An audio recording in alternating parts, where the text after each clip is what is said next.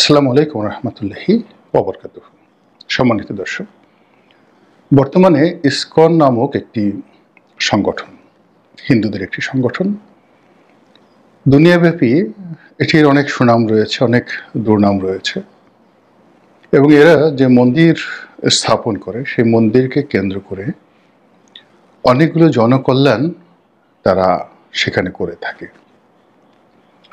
বিশেষ করে দরিদ্র মানুষদেরকে খাওয়ানোর ব্যাপারে, এবং তাদের সেই মন্দিরগুলোর নাম হরে কৃষ্ণ মন্দির। তো এই হরে কৃষ্ণ মন্দির আমেরিকার মাটিতে কতটা জনপ্রিয় এবং কতটা ইনফ্লুয়েন্সিয়াল সেটি হলো যে আপনারা সবাই হয়তো স্টিভ জবসের নাম জানেন, অ্যাপেলের সহপ্রতিষ্ঠাতা বা অ্যাপেলের মালিক।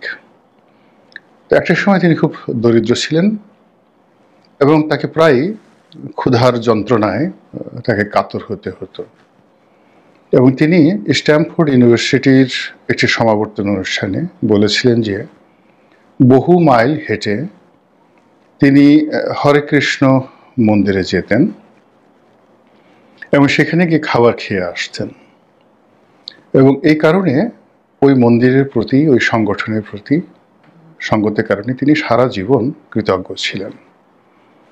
আমেরিকার যে সমাজ, সেই সমাজ আমাদের দেশের মতো নয়। সেখানে সব কিছু সম্ভব। একেবারে রাস্তার যে একজন কাঠুরে বা কাঠুরের ছেলে, তার পক্ষে আমেরিকার প্রেসিডেন্ট হওয়া এটা কোনো বিষয় নয়, এবং যেন তেন প্রেসিডেন্ট নয়, আব্রাহাম লিঙ্কনের মতো প্রেসিডেন্ট।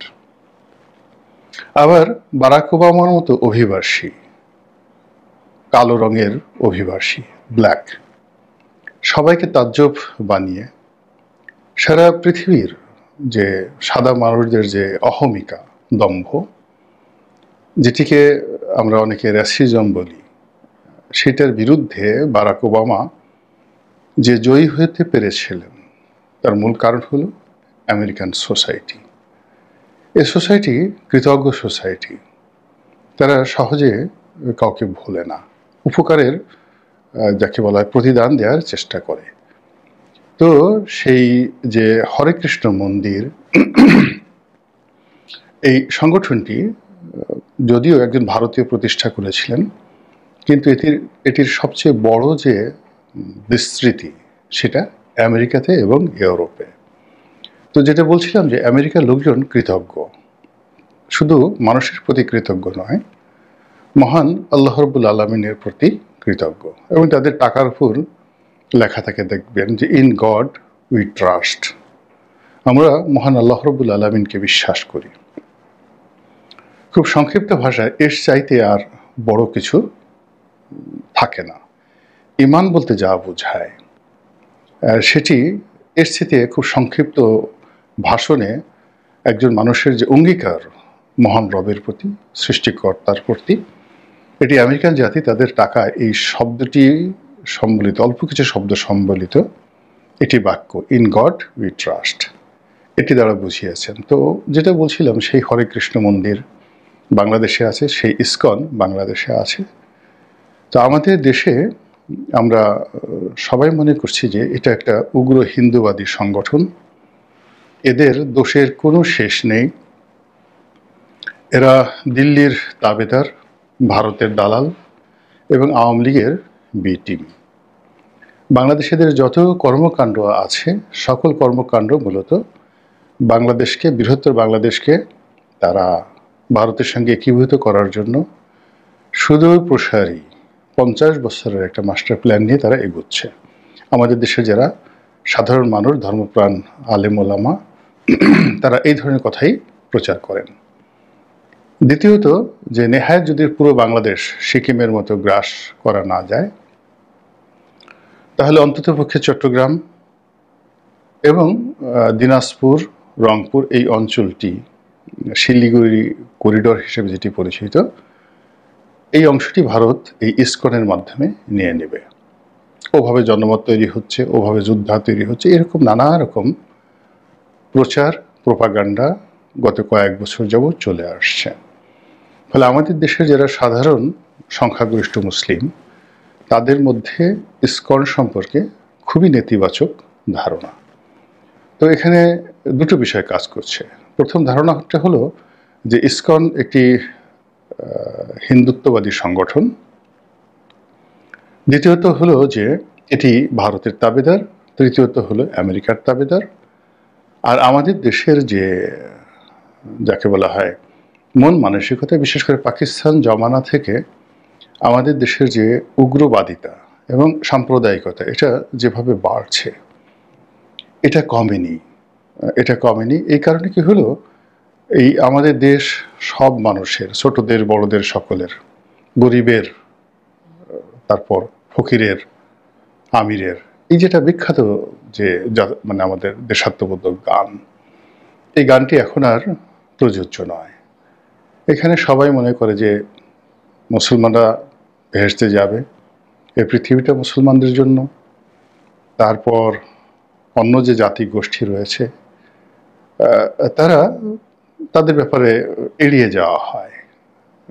এবং এই যে কাফের, মুশরিক, ইহুদি, নাসারা, এই শব্দগুলো মাঠে ঘাটে ময়দানে এমনভাবে প্রচার করা হয় যে আমেরিকার প্রেসিডেন্ট সে নাসারা, তারপর কোকাকোলা ইহুদি, ফেসবুক ইহুদি, টুইটার ইহুদি। অতএব এগুলো যতটা পারেন কম ব্যবহার করা যাবে, বা যতটা সম্ভব এদেরকে অ্যাভয়েড করতে হবে। এই বিষয়গুলো নিয়ে নিদারুণ প্রচার এবং প্রোপাগান্ডার ফলে আমাদের এই সমাজে অনেকগুলো বিষয় একেবারে দাও দাও করে জ্বলছিল।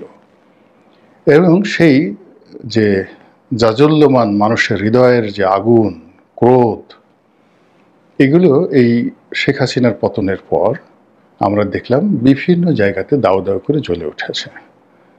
প্রথম আলো অফিস পোড়াতে হবে, ডেইলি স্টার বন্ধ করতে হবে, কারণ দিল্লির দালাল, ভারতের দালাল, মানে হিন্দুত্ববাদের দালাল। ইসকনকে নিষিদ্ধ করতে হবে, এর কারণ হলো ভারতের দালাল, দিল্লির দালাল এবং আওয়ামী লীগের বি টিম। এবং একই সঙ্গে ইসকন যে সকল মুভমেন্ট করছে এই গত ৩-৪ মাসে, আগের থেকেই তাদেরকে খুব সন্দেহের চোখে দেখা হচ্ছিল। এবং এই ৩ মাসে তাদের যে মুভমেন্ট, সেটা হলো তুমি চিৎকার করবে কেন, কথা বলবে কেন, চলাফেরা করবে কেন? তোমাদের আম্মা হুজুর যেখানে পালিয়ে গেছেন সেখানে তোমরা নীরব থাকবে অথবা পালিয়ে যাবে। তো এইরকম যখন একটা ফিউডাল মন মানসিকতা চলে আসে, ঠিক সেই সময় ইসকনের যিনি বাংলাদেশের প্রধান, তার কিছু কর্মকাণ্ড নিয়ে, সম্মেলন নিয়ে, তারপরে বক্তব্য নিয়ে সাধারণ যারা আন্দোলনকারী তারা তো বটেই, এবং তার সঙ্গে যারা সমর্থক, বিশেষ করে ইসলামপন্থী, ভীষণ রকম নেতিবাচক একটা অবস্থা তৈরি হয়েছে। এবং সেই অবস্থার প্রেক্ষিতে যিনি ইসকনের বাংলাদেশের প্রধান রূপে কাজ করছেন, মিস্টার চিন্ময়, আমি পুরো নামও জানি না, এই ভদ্রলোককে কখনো চিনতামও না, জানতামও না। ইসকনের নাম জানতাম, কিন্তু ওনাকে নিয়ে আমার কোনো রকম আগ্রহ কখনো তৈরি হয়নি। তো এই ভদ্রলোক সম্পর্কে এখন মানুষের মুখে মুখে নানা রকম নেতিবাচক ইতিবাচক ঘটনা ঘটছে, এবং বিশ্ব দরবারে এই মানুষটি এখন হিরো অব দ্য এশিয়া। তার জন্য মার্কিন প্রশাসন চিন্তিত, তার জন্য পেন্টাগন চিন্তিত, তার জন্য দিল্লি চিন্তিত, ইউরোপীয় ইউনিয়নের সকল রাষ্ট্রদূতরা চিন্তিত। এবং এই সকল যে তাদের চিন্তার কারণ হলো বাংলাদেশে জঙ্গিবাদ মারাত্মক আকার ধারণ করেছে, এবং যেগুলো শীর্ষস্থানীয় রাজনৈতিক দল তাদেরকে টার্গেট করে পশ্চিমারা তাদের নড়াচড়া আগের মতো শুরু করেছে। ইতিমধ্যেই জামাতের আমিরের সঙ্গে ইউরোপীয় রাষ্ট্রদূত যারা আছেন তারা দেখা করেছেন। তারপর মিস্টার ডোনাল্ড ট্রাম্প সংখ্যালঘুদের উপর যে নির্যাতন নিয়ে যে সকল কথা বলেছেন, এবং এই চিন্ময় যিনি আছেন, মিস্টার চিন্ময়, ইসকনের প্রধান, তার মুক্তি নিয়ে ভারত যেভাবে প্রতিক্রিয়া দেখিয়েছে এবং ইসকনের হেডকোয়ার্টার যেভাবে প্রতিক্রিয়া দেখিয়েছে, তাতে মনে হয়েছে যে আমরা একটা ফাঁদের মধ্যে পড়ে গিয়েছি। এখন এই ফাঁদ, এটি কি দিল্লি আমাদের জন্য পেতে রেখেছিল, নাকি আওয়ামী লীগ সন্দেহ অনুযায়ী এটা পেতে রেখেছিল? আমার বক্তব্যটা হলো যে যারা বিতাড়িত, যারা পরাজিত তারা সবসময় এটিতে ফাঁদ পাতবে। দেখবেন যে যে সকল যোদ্ধা জাতি বা আক্রমণকারী যারা পরাজিত হয়ে চলে যায়, যাওয়ার আগে পুরো ভূমিটিকে বসবাসের অনুপযোগী করে যায়, বাড়িঘর জ্বালিয়ে দেয়, শস্যক্ষেত্র জ্বালিয়ে দেয় এবং জায়গায় জায়গায় মাইন পুঁতে রাখে। 1971 সনে আমাদের সেই পুরো কর্ণফুলী চ্যানেলটিতে তারা এমন মাইন পেতে রেখেছিল যেন ওখানে কোনো জাহাজ ঢুকতে না পারে। রাশিয়ার সহযোগিতা আমরা সেই মাইনকে সব তুলে নিয়েছি বা মাইন মুক্ত করা হয়েছে কর্ণফুলী চ্যানেল। আদারওয়াইজ চট্টগ্রাম বন্দর আমাদের পক্ষে ব্যবহার করা একেবারে অসম্ভব ছিল যদি রাশিয়ার মতো বন্ধু আমরা ওই সময়টিতে না পেতাম। তো এরকম অনেক জায়গায়, আফগানিস্তানে এখনও দেখবেন যে আমেরিকানরা অসংখ্য মাইন পুঁতে রেখেছে এবং সেই মাইন এখনও বিস্ফোরিত হচ্ছে।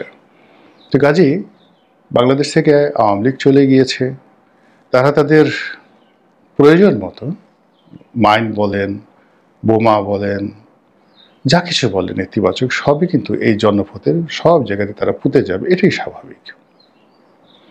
তো কাজে আমি যখন চলাফেরা করব, আমি বলতে সরকারকে বোঝাচ্ছি, যারা আন্দোলনে বিজয়ী হয়েছেন সে সকল ছাত্র জনতাকে বোঝাচ্ছি, আমরা যখন চলাফেরা করব তখন এই বিষয়গুলোকে কগনিজেন্সে নিয়েই তারপর আমরা এগোব। যেমন ইসকনের সাথে এ যাবৎকালে যে মারামারি হলো, ঢাকাতে হয়েছে, তারপর চট্টগ্রামে হয়েছে এবং এখানে খুনোখুনির মতো ঘটনা ঘটে গেছে। এই জিনিসগুলো ঘটার পর যখন সারা দুনিয়া এখন ইসকনের পক্ষে দাঁড়িয়েছে এবং ইউনূস সরকারের জন্য খুবই একটা বিব্রতকর পরিস্থিতি তৈরি হয়েছে, ঠিক সেই সময়টিতে এখন সরকারের অনেকেই বলছেন যে আমরা ফাঁদে পা দেব না, উত্তেজিত হওয়া যাবে না, এটা করা যাবে না, ওটা করা যাবে না। এবং সম্ভবত এই যে ভদ্রলোককে গ্রেপ্তার করা হয়েছে তাকে এখন জামিন দেওয়ার জন্য সরকার সর্বোচ্চ চেষ্টা চালাচ্ছে। তো আমার বক্তব্যটা হলো যে এই কাজটি যখন আপনারা করবেনই, তখন প্রথম পর্বে কেন গেলেন? ইসকনের সঙ্গে আপনার বিরোধিতা দরকার, ইসকনকে আপনি নিষিদ্ধ করতে চান বা বাংলাদেশকে তাদের জন্য অনুকূল রাখতে চান না, তাদেরকে বাংলাদেশ থেকে তাড়াতে চান, এজন্য সময় নিতে হবে, যথেষ্ট সময় নিতে হবে। 1 বছর, 2 বছর, 3 বছর, 5 বছর। একটি 60 বছরের পুরনো একটা প্রতিষ্ঠান, তাদের অনেক ছলা কলা কৌশল রয়েছে, বা এটা আমি নেতিবাচক অর্থে বললাম, ইতিবাচক অর্থে তাদের অনেক সাংগঠনিক ভিত্তি আছে যা দিয়ে তারা এই সমাজের এবং রাষ্ট্রের রন্ধ্রে রন্ধ্রে তারা ঢুকে গিয়েছে। তো আপনি রাতারাতি এসে 2-4 বছরে এই সমস্যাটা সমাধান করতে পারবেন না। বলা হচ্ছে সিঙ্গাপুরে নিষিদ্ধ করা হচ্ছে। সিঙ্গাপুর ছোট্ট একটি দেশ, সেখানে অনেক কিছু সম্ভব এবং সেখানে বলতে গেলে সিঙ্গাপুর সরকার চালায়, ভারতের যারা উগ্রবাদী হিন্দু আছেন তাদের একটা সংগঠন আছে, সব মিলিয়ে। তো এখানে ইসকনকে নিয়ে খোদ ভারতে, খোদ দিল্লিতেই কিন্তু হিন্দুদের মধ্যে, বিজেপির মধ্যে অনেকগুলো যাকে বলে বিভক্তি রয়েছে। কিন্তু বাংলাদেশে ঠিক ইসকনের সাথে শক্তিশালী কোনো হিন্দু সংগঠন নেই, যেটি সিঙ্গাপুরে আছে, যেটি ইউরোপে আছে, কিন্তু আমেরিকাতে নেই। ফলে কি হলো, ভারত কি করছে, তাদের হিন্দুত্ববাদকে যারা রিপ্রেজেন্ট করছে সংখ্যাগরিষ্ঠতা নিয়ে, শক্তি নিয়ে, তাদেরকে তারা সমর্থন করছে। যেহেতু বাংলাদেশে ইসকন অনেকটা জামাতের মতো, জামাতের যে সাংগঠনিক ভিত্তি রয়েছে, অর্থ রয়েছে, অনেক কর্মকাণ্ড রয়েছে, ঠিক তদ্রূপ ইসকনেরও ঠিক সেই রকম হিন্দুদেরকে কেন্দ্র করে নয়, মুসলমানদেরকে কেন্দ্র করেও কিন্তু তাদের অনেক প্ল্যান আছে, পরিকল্পনা আছে এবং তারা একটা সংগঠিত শক্তি। এবং সেই শক্তিটা কতটা দুর্ধর্ষ এবং কতটা বেপরোয়া তারা আমরা এই কয়দিনে দেখেছি। যেখানে আওয়ামী লীগের বড় বড় রাঘব বোলরা চিত হয়ে পড়ে গিয়েছেন, পালিয়ে গেছেন, সেখানে আমরা যাদেরকে সংখ্যা লঘিষ্ঠ হিসাবে তুচ্ছ-তাচ্ছিল্য করছি, যাদেরকে বিভিন্ন সময় নির্যাতন করার পরেও যারা কখনো রুখে দাঁড়ায়নি, কিংবা যাদেরকে আমরা অনেকেই গনিমতের মাল হিসেবে গণ্য করতাম, যখনই সুযোগ পেয়েছি সেই পাকিস্তানের জমানাতে হিন্দু নারী, হিন্দু সম্পত্তি, এগুলোকে সব শত্রুর সম্পত্তি বা গনিমতের মাল হিসেবে আমরা অনেকেই মনে করে এগুলো ভোগ দখলের চেষ্টা করেছি। সেই ধারা এখন যে বন্ধ হয়েছে এটা কিন্তু বলা যাবে না। তো এরকম একটি দুর্বল জাতিগোষ্ঠী সংগঠন হঠাৎ করে দাঁড়িয়ে গেল, এবং তাও যেন তেন নয়, এই আন্দোলনের একেবারে যারা পাদপীঠে আছেন, শীর্ষ পর্যায়ে আছেন, তাদের বিরুদ্ধে। যখন তারা দাঁড়িয়েছে, ধরে নিতে হবে যে তারা মরণ কাম্য দেওয়ার জন্য শক্তি সঞ্চয় করে দাঁড়িয়েছে। তো সুতরাং আপনি কোনো রকম প্রস্তুতি না নিয়ে, কোনো রকম পরিকল্পনা না নিয়ে, চিন্তা ভাবনা না করে কেন এদের বিরুদ্ধে লাগতে গেলেন? ফলে কি হলো? আওয়ামী লীগ কি করলো না করলো, ভারত কি করলো না করলো, বা তারা হাত পাতলো কি পাতলো না, ডাজ নট ম্যাটার। কিন্তু ইস্কনের এই ঘটনা নিয়ে অন্তর্বর্তীকালীন সরকার যে একটা বিব্রতকর পরিস্থিতিতে পড়েছে, এবং এই পরিস্থিতি সহসা সমাধান হবে না। এটি দীর্ঘমেয়াদে সরকারকে ভোগাবে বলেই আমি মনে করি।